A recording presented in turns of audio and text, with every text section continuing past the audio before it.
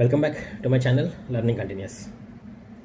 Title చూశారు కదండి, బొక్క బోర్లా పడుతుంది ఆర్ఎల్స్ బోర్ల బొక్క పడుతుంది. మన తెలంగాణ భాషనే కదా ఇది, తెలుసు కదా. బోర్ల బొక్క పడడం అంటే ఇట్లా ముందుకు పడడం అనమాట, అడ్డంగా మూతి పనులు రాలుతాయి, డేంజరస్. అదే జరుగుతుంది ఇప్పుడు మన టీజీపీఎస్సికి గవర్నమెంట్కి ఇద్దరికి. సరే, టీజీపీఎస్సీ కంటే ఏం కాదండి, అదొక కాన్స్టిట్యూషనల్ బాడీ కాబట్టి బొక్క బోర్ల పడ్డా, బోర్లకల పడ్డా, ఎల్లెక్కల పడ్డా దానికి పెద్ద ఏం ఫరక్ పడదు. కానీ గవర్నమెంట్కి ఫరక్ పడుతుంది. ఎవరికి ఫరక్ పడుతుంది? రాహుల్ గాంధీకి ఫరక్ పడుతుంది. ఎందుకు ఫరక్ పడుతుంది అంటే, ఈ మళ్ళా నెక్స్ట్ టైం కాంగ్రెస్ రాదు. యాజ్ ఏ కామన్ మ్యాన్గా చెప్తున్న థింగ్ ఇది. రేవంత్ రెడ్డి గారు వింటే మంచిదే, ఇది డెఫినెట్గా వినాలి కూడా. వాళ్ళు రేవంత్ రెడ్డి గారు కానీ కాంగ్రెస్ పార్టీ నాయకులు ఎవరైనా మంచిదే. అంటే వాళ్ళకి తెలియంది కాదు, వాళ్ళకు కూడా తెలుసు కదా. It is very clear. Congress party పవర్లోకి వచ్చిందే KCR and with respect to group 1 ఈ అంశాన్ని తీసుకొని వాళ్ళు 2 లక్షల ఉద్యోగాలు, అది ఇది అన్యాయం జరిగింది, అవకతవకలు జరిగినాయి, అవినీతి జరిగింది అని చెప్పే కదా వీళ్ళు వచ్చింది. మరి వచ్చి వీళ్ళు చేసింది ఏంది? అంతకంటే ఎక్కువ అన్యాయం జరిగింది వీళ్ళ దాంట్లో. కేసీఆర్ దాంట్లో జరిగింది లీకేజ్ ఏమో, కానీ ఇక్కడ వీళ్ళు చేసింది వెరీ వెరీ వెరీ వాలంటరీగా చేశారు వీళ్ళు. ఇట్ ఈస్ వెరీ క్లియర్, అందరికీ తెలిసిన విషయమే. ఎన్నో ఉదాహరణలు ఉన్నాయి.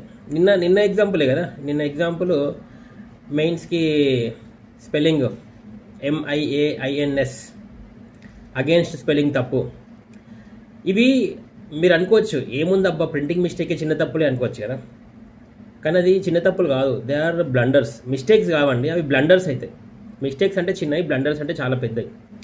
ఎందుకు బ్లండర్ అంటున్నా అంటే, ఒక చిన్న అంటే మీరు క్వశ్చన్ పేపర్లో తప్పులు ఇస్తారు, ఆఖరికి రిజల్ట్లో కూడా తప్పులు ఇస్తారు. ఇప్పుడు మన ఇచ్చిన రిజల్టే కదా ప్రొవిజనల్ లిస్ట్ ఫైనల్గా, అది కూడా తప్పలే. క్వశ్చన్ పేపర్లో తప్పుల తడకలు, మనకైతే దాని మీద కేసులకే పోయినాం కదా. అఫ్కోర్స్ అవన్నీ కొట్టిపడేసారు అనుకో, అది వేరే సంగతి. క్వశ్చన్ పేపర్లో తప్పులు ఉంటాయి, నోటిఫికేషన్లో తప్పులు ఉంటాయి, ఆఖరికి ప్రొవిజనల్ దాంట్లో కూడా తప్పులు ఉంటాయి. ఇది మొన్న చాలా అవమానం అండి ఇది. అంటే this clearly indicates that they are in a hurry. హరీబరీగా చేసి అపాయింట్మెంట్ లెటర్స్ ఇచ్చేస్తే అమ్మయ్య మా పని అయిపోయిందిరా బాబు అని అనుకుంటుండేమో రేవంత్ రెడ్డి. అట్లా సార్ అట్లే అనుకుంటారా ఏంది? జల్దీ ఫటాఫట్ ఇచ్చేసి వాళ్ళకి అపాయింట్మెంట్స్ ఇచ్చేస్తే the owners is not on you anymore, మీ మీద ఓనర్షిప్ లేదనమాట. ఇంకా అమ్మయ్య అయిపోయింది. కానీ ఇక్కడ అబ్జర్వ్ చేయాల్సింది ఏంటంటే, మన మిత్రులు, సోదరులు, మొన్నటిదాకా మన సోదరులు, ఇప్పుడు మొన్నటిదాకా మనకు అస్మదీయులు, ఇప్పుడు తస్మదీయులు అయ్యారు కదా వాళ్ళు 563 మంది. వాళ్ళు అబ్జర్వ్ చేయాల్సింది ఏంటంటే, సోదరులారా ఇప్పుడు మీకు ఫటాఫటా అపాయింట్మెంట్స్ ఇచ్చేసారు. ఇంకా నెక్స్ట్ SLPలు ఉన్నాయి, కేవియట్ పిటిషన్లు ఉన్నాయి, ఇంకేమేమో ఉన్నాయండి, మల్టిపుల్ కేసెస్ ఉన్నాయి. ఇంకా డివిజనల్ బెంచ్ హియరింగ్ ఉంది అక్టోబర్ 15కి. ఇప్పుడు పుస్తకం మన వాళ్ళు కొట్టేసారు అనుకుందాం. మళ్ళీ డివిజనల్ బెంచ్లో మన వాళ్ళకి మంచి పాయింట్స్ దొరికినాయి, కొట్టేషన్. ఎప్పుడు మీ సైడ్ వస్తుందని లేదు కదా. ఈసారి కొట్టేసి ఏమవుతుంది తెలుసా? ఏ ప్రభుత్వం అయితే మిమ్మల్ని ఎన్ని రోజులు చేసిందో, రేవంత్ రెడ్డి గారు సపోర్ట్ చేసిర్రో, వాళ్ళే అంటారు నేనేం చేసేది ఏం లేదబ్బా, మా పని చేసినాం, అపాయింట్మెంట్స్ కూడా ఇచ్చేసినాము, ఇక అంతా అయిపోయింది, మా చేతులకి వెళ్ళి అయిపోయింది, చేతులు దులిపేసుకున్నాం మేము. ఇప్పుడు కోర్టు వాళ్ళు కొట్టేసి మమ్మల్ని ఏం చేయమంటారని వాళ్ళ చేతులు ఎత్తేస్తారు. అప్పుడు ఏం చేస్తారు మీరు? ఎత్తయ్యారు అనకండి, ఎందుకంటే పాలిటిక్స్ కదా, పొలిటీషియన్స్ ఎట్లన్నా మాట్లాడతారు. ఆ సారే అన్నాడు ఎన్నోసార్లు మీడియా ముందర, ఏమని పవర్లోకి, నేను అనలేదు ఆయననే అన్నాడు మీడియా ముందర, పవర్లోకి రావాలంటే మేము చాలా మాట్లాడతామండి అన్నాను. మరి అట్లాంటిది ఇది గట్టెక్కడానికి కూడా ఎన్నో చేస్తారు కదా అట్లాంటివి. మరి అది ఓకేనా అండి? తర్వాత మీకు ఇప్పుడు అపాయింట్మెంట్ లెటర్స్ ఏదైతే తీసుకొని ఉన్నారో, జస్ట్ మీకు కొంచెం టైం బీయింగ్ ఒక 1 మంత్ వరకే ఉంటుంది సంతోషం, ఆ తర్వాత పోతుంది. Is that okay for you? ఆ తర్వాత మీకు చదవబుద్ధి కూడా కాదు. ఇన్ఫ్యాక్ట్ మీరు చదువుదామని చదవబుద్ధి కాదు మీకు. జరిగిన అన్యాయము అప్పుడు ఏమనిపిస్తుంది తెలుసా, ఇప్పుడు ఎవరైతే ఇటువైపు ఉన్నారో మాకు జరిగిన అన్యాయం కంటే మీకు జరిగిన అన్యాయం ఎక్కువ అనిపిస్తుంది. ఇప్పుడు ఏదైతే మేము మొత్తుకుంటున్నామో నెత్తినోరు, మాకు జరిగిన అన్యాయం కంటే మీకు జరిగిన అన్యాయం ఇంకా ఎక్కువ అనిపిస్తుంది. అప్పుడు అది నమ్మి గొంతు కోసినట్టు అనమాట, తడిగుడతో గొంతు కోసినట్టు. ఆ ఛాన్స్ ఉంది కదండి, ఛాన్స్ లేకపోలేదా? జరగవచ్చు అట్లా కూడా. మీకు ఇప్పుడు ఈ అపాయింట్మెంట్స్ ఈరోజు ఇచ్చేసి ఉంటారు, ఒక 15-20 రోజుల తర్వాత అది క్యాన్సిల్ అయిపోతాయి.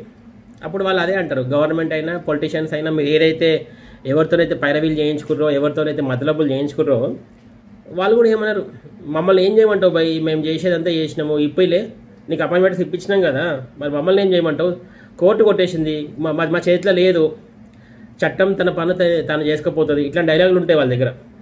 రెడీగా తీసుకొచ్చి మేము ముందర పెడతాం, మేము చేయాల్సిందంతా చేసినాము, చట్టం తన పని తను చేసుకోపోయింది, మా చేతిలో ఏం లేదు అంటే అప్పుడు ఆగమవుతారు మీరే.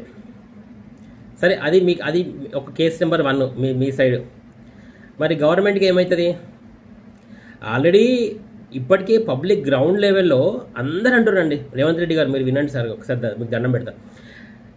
అందరు పబ్లిక్ అంటారు, కేసీఆర్ గారు ఆయన డిక్టేటర్గా వ్యవహరించేది కరెక్టే, కానీ మరీ ఇంత డిక్టేటర్గా వ్యవహరించలేదు, ఆయననే నయము అని అంటున్నారు పబ్లిక్.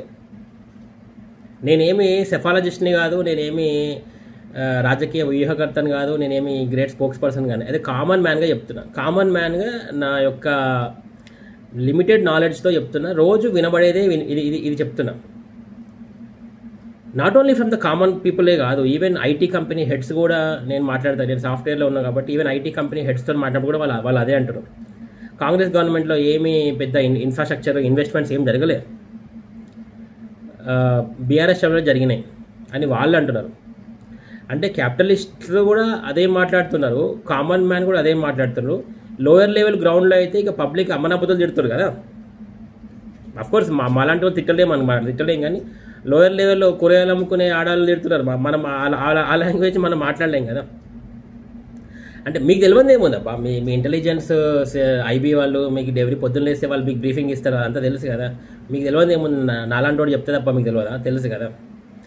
వితిన్ 2 years కూడా కాలేదు, 2023 డిసెంబర్లో ఎలక్షన్స్, 2025 డిసెంబర్ కూడా కాలేదు, అప్పుడే ఇంత వ్యతిరేకత వచ్చింది పబ్లిక్లో,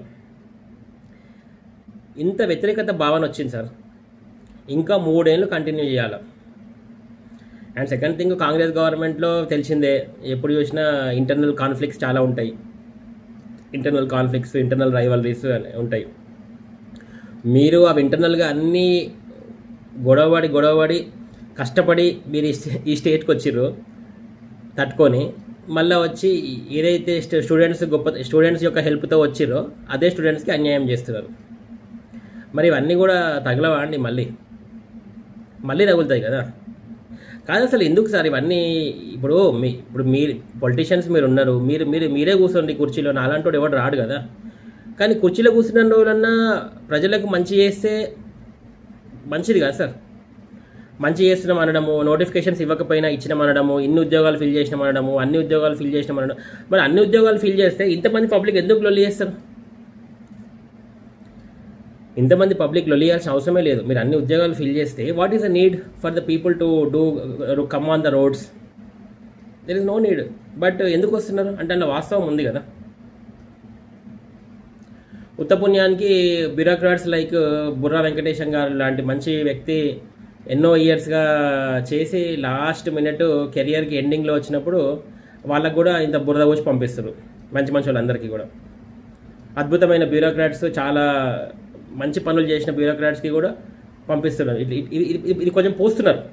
సరే, పాలిటీషియన్స్ కంటే ఓకే సార్, మీరు పాలిటీషియన్స్ మీకు పొద్దున లేస్తే అటంటారు ఇళ్ళకి ఇళ్ళ దొంగతారు, ఇళ్ళ దొంగతారు, మీకు పెద్ద ఫరక్ పడదు. కానీ బ్యూరోక్రాట్స్కి అయితే ఫరక్ పడుతుంది కదా. ఇన్నేళ్ళు చాలా నీతిగా నిజాయితీగా చేసిన వాళ్ళు ఇప్పటికి కూడా ఒక్క ప్రెస్ మీట్ కూడా పెట్టి మాట్లాడలేదు అంటే వాళ్ళకి భయంతోనే కదా. ఇప్పుడు టీజీపీఎస్సీ మీద ఇన్ని అలిగేషన్స్ ఉన్నప్పుడు ఒక్కసారి కూడా బుర్రా వెంకటేశం గారు ఎందుకు మాట్లాడి ఉండరు? Very simple. First of all మీరు మాట్లాడదన్నారు.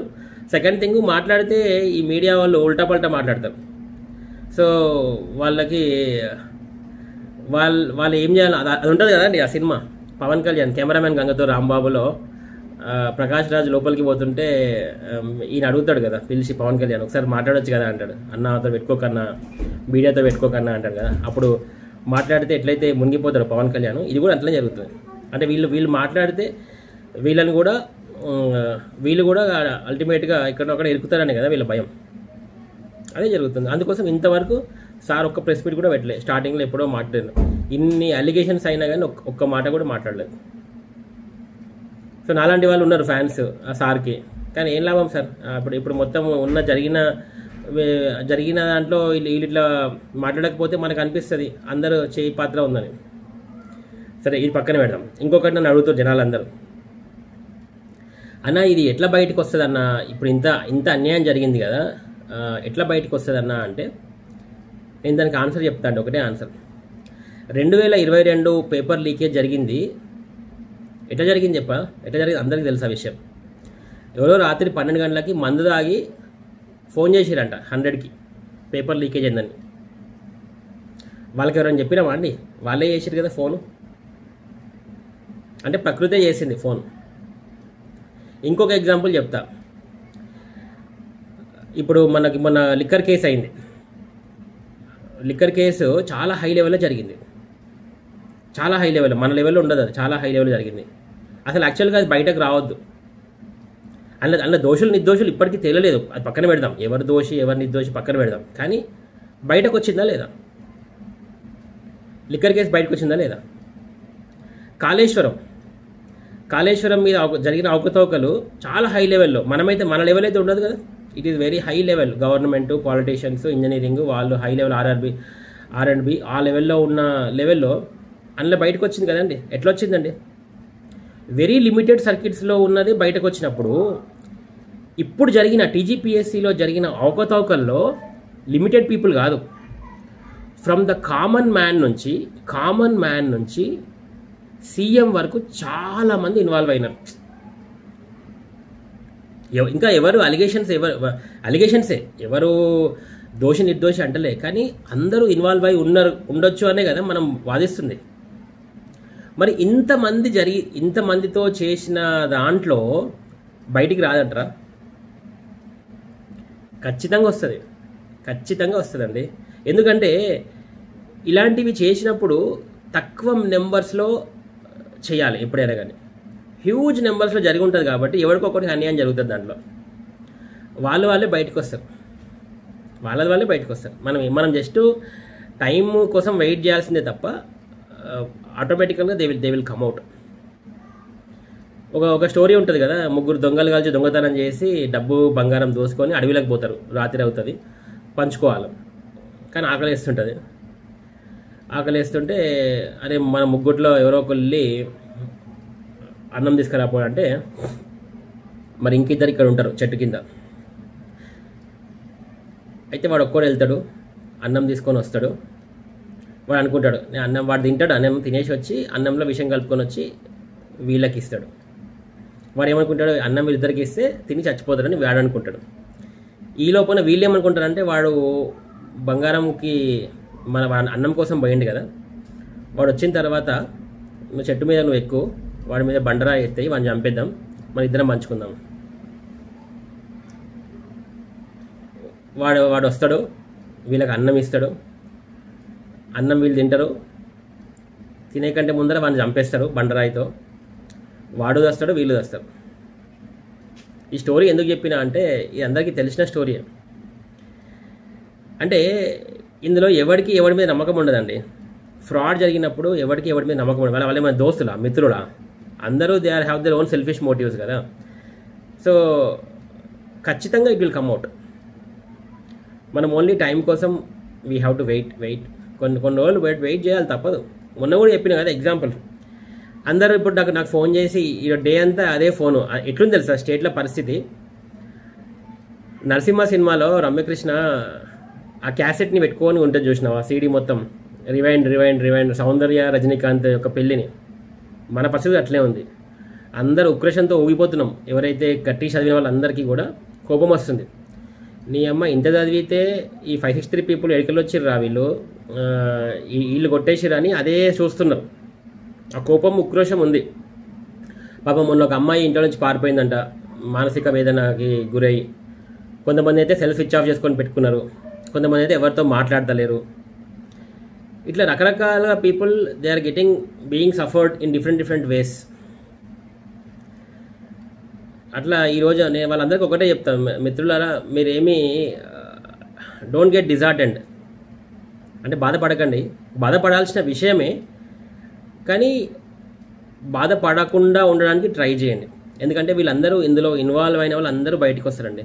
They will come out, eventually they will come out, డౌటే లేదు.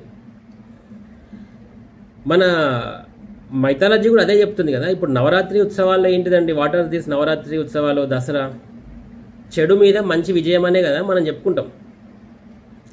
మరి అట్లాంటి నవరాత్రి ఉత్సవాల్లో జరుగుతున్న సందర్భం ఇది. ఒకవేళ ఇది నిజంగా చెడే అయితే, మనం చెడే అని నమ్ముతున్నాము, ఖచ్చితంగా మరి మంచి జరుగుతుంది కదా. వెరీ సూన్ మంచి జరుగుతుంది. ఎందుకు జరగదండి? ఖచ్చితంగా జరుగుతుంది. వాళ్ళకి తెలియదా? చెడు చేసిన వాళ్ళకి తెలియదా అండి? వాళ్ళ ఇంటికి పోయి వండుకుంటే వాళ్ళకి తెలియదా వాళ్ళు ఏం కరెక్ట్ చేసారు, ఏం తప్పు చేసారో వాళ్ళకి తెలుసు కదా. సో చెడు మీద మంచి విజయం డెఫినెట్గా ఇట్ విల్ కమ్ సూన్. నవరాత్రిలో జరుగుతుంది ఏదైతే చెడు జరుగుతుందో అమ్మవారే వాళ్ళకి బుద్ధి చెప్తారు. మనం ఏం చేయాల్సిన అవసరం లేదు. అమ్మవారు herself will treat them properly. So in the mean time you don't really worry about them, that's fine. అది వాళ్ళ టెంపరీ విజయం మాత్రమే. అందులో అందరిని అంటలేదు. మళ్ళీ 563లో మళ్ళీ ఉరికి రాకండి. 563లో దేర్ ఆర్ బ్లాక్ షీప్, వాళ్ళు మాత్రమే. కానీ పాపం వాళ్ళ వల్ల ఇంకా జెన్యూన్ పీపుల్ కూడా నష్టపోతున్నారు. అదే కదా జరుగుతుంది ప్రాబ్లం. అది జరుగుతున్న ప్రాబ్లం. వీళ్ళు ప్రతి ఒక్కళ్ళు బుడంకాయలు దొంగ అంటే భుజం తడుపుకున్నట్టు మేము వాళ్ళని అంటుంటే వీళ్ళు మధ్యలోకి వచ్చి వీళ్ళు మధ్యలోకి దూరి మమ్మల్ని అంటారు. మిమ్మల్ని ఎవరు అనట్లేదు. కానీ అక్కడ జరుగుతున్న దాంట్లో మీతో పాటు బ్లాక్ షీప్ ఉంది, మేక వన్నిన పులులు ఉన్నాయి దాంట్లో. వాళ్ళ వల్ల మీకు కూడా బ్యాడ్ నేమ్ వస్తుందండి. సో అది నేను చెప్పదలుచుకుంది. ఇక ఏం మాట్లాడతామండి, నువ్వు వీడియో చేయి అని అంటుంటే ఏం చేస్తాం? వీడియో ప్రతిరోజు అదే చెప్పాలా? టీజీపీఎస్సీ జరిగిన అవకతవకలు తిట్టడమే నడుస్తుంది. ఎంత తిడతాము, ఏం తిడతాం? కొత్త వాళ్ళు మనం తిడతలేరా? మీడియాలో రోజు పబ్దులు లేస్తే మంచి మాటలు చెప్పి పెడుతున్నారు. నేను కొత్తగా తిట్టేది ఏముంది? ఎంత తిడితే ఏం లాభం అండి? ఒక్కరు కూడా మాట్లాడతలేరు. టీజీపీఎస్సీ వాళ్ళు మాట్లాడతలేరు, బ్యూరోక్రాట్స్ మాట్లాడట్లేదు, బీజేపీ వాళ్ళు మాట్లాడట్లేదు, బీఆర్ఎస్ వాళ్ళు మాట్లాడతలేరు. అందరు చుప్చాప్ అయిపోయారు. అందరికి ఎవరు కావాలి మాట్లాడేది ఎవరు అంటే నాలాంటి వాళ్ళు, నీలాంటి వాళ్ళే. Who doesn't have any political power లేదు, ఫైనాన్షియల్ పవర్ లేదు. మనం మాట్లాడితే ఏదో యూస్ పెరుగుతుందని తప్ప దానివల్ల పెద్ద ఫరకేం పడతలేదు సొసైటీ మీద. ఓన్లీ ఏం జరుగుతుందంటే ఒక సాంత్వన, టెంపరీ రిలీఫ్. అరే నీ బాధ నా బాధ చెప్పుకొని కొంచెం బాధపడ్డట్టు అనమాట. సాయంత్రం అదే నీకు అన్యాయం జరిగింది, నాకు అన్యాయం జరిగింది అని చెప్పుకోవడానికి హెల్ప్ అవుతుందే తప్ప దానివల్ల రియల్గా గ్రేట్ ఇంప్రూవ్మెంట్ కానీ గ్రేట్ ఇన్ఫ్లుయెన్స్ కానీ ఏం జరగట్లేదు అట్లా. ఓకే అండి, thank you very much. Have a nice Dasara holidays. నైసే, ఏం బాధపడకండి, దట్స్ ఓకే. చెప్పినా కదా, అమ్మవారి మీద వదిలేయండి. She will take care. అది ఆమె మీద వదిలేయండి. మీకు నమ్మకం ఉంది కదండి, దేవుడు దేవత మీద నమ్మకం ఉన్నప్పుడు ఆమె మీద వదిలేయండి 100%. ఇప్పుడు మనం చేయాల్సిందంతా మనం చేసినాం. నేను ఒకటే నమ్ముతా, నేను చాలా గట్టిగా నమ్మేది ఏంటంటే మనం చేయాల్సినంత మనం చేయాలి, తర్వాత భగవంతుడి మీద పడేసేయండి. ఆమె మీద పడేద్దాం. ఆమెకు కూడా ఏదో పని ఉండాలి కదా. ఇప్పుడు ఆమెకి ఇచ్చేసినాం మన పని మనం చేసినాము. నెక్స్ట్ మన చేతిలో ఏం లేదు కాబట్టి అమ్మవారు ఇక నెక్స్ట్ ఫైల్ మీ చేతిలో పెడుతున్నాము, మీరే చూసుకోండి. అది let us wait for the best. Thank you అండి. Have a happy Dasara vacation. This is Aditya Bomma signing off. Thank you for watching again.